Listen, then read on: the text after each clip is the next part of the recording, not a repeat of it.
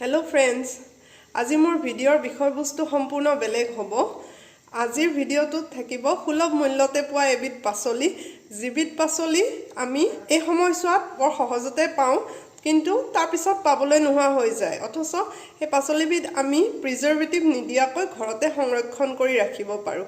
আহকচোন আমি এই পাচলিবিধ কেনেদৰে সংৰক্ষণ কৰি ৰাখিব পাৰি আজিৰ ভিডিঅ'টোত তাকে আপোনালোকক দেখুৱাবলৈ চেষ্টা কৰিম। পাচলিবিধ হৈছে মটৰ। ইয়াত প্ৰায় 2 কেজি মটৰ আছে আৰু বহু দিনৰ পৰাই মোৰ ফ্ৰিজত সোমাই আছিল। আজি ভাবিলোঁ যে মটৰখিনি কিবা এটা কৰিব লাগিব। আপোনালোকে নিশ্চয় মটৰ খাই ভাল পায় আৰু বছৰটোৰ পিছলৈ মটৰ পাবলৈ নোহোৱা হৈ যায়, কিন্তু এই মটৰে যদি আমি সংৰক্ষণ কৰি বছৰটোৰ বাবে খাব পাৰোঁ, আইডিয়াটো কেনেকুৱা আপোনালোকে জনাবচোন। কেৰাহী এটাত পানী উতলি আছে আৰু ইয়াত মই 2 চামুচ চেনি দি লৈছোঁ আৰু উতলি থকা পানীখিনিত মই মোৰ মটৰখিনি ঢালি দিছোঁ।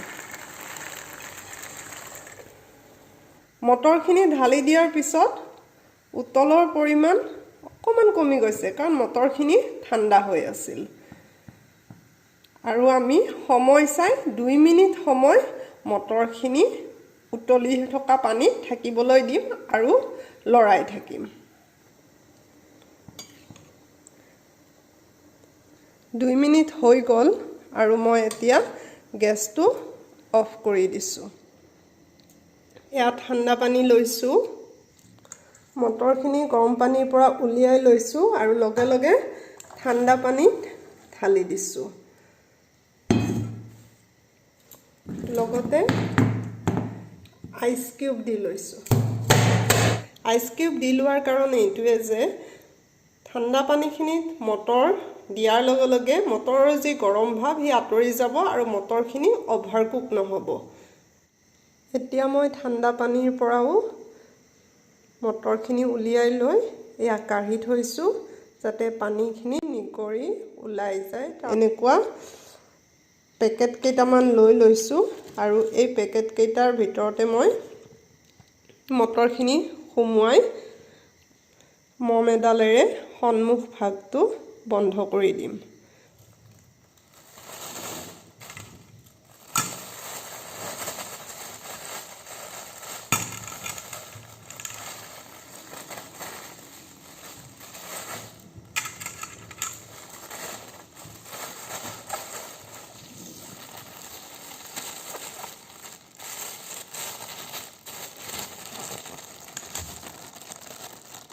দেখিছে, মোৰ মম এডালেৰে সন্মুখ ভাগটো বন্ধ কৰি লৈছোঁ।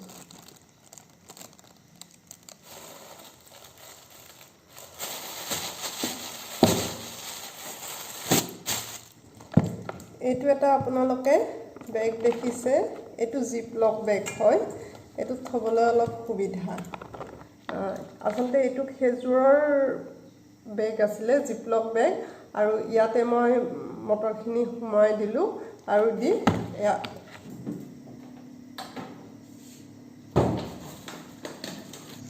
এয়া আপোনালোকক মই দেখুৱাইছোঁ কেনেদৰে কম ঠাইতে মই মটৰখিনি সংৰক্ষণ কৰিলোঁ। আপোনালোকৰ মটৰবোৰ এই সময়ছোৱাতে সংৰক্ষণ কৰি ৰাখক আৰু বছৰটোৰ বাবে খাওক। বাই।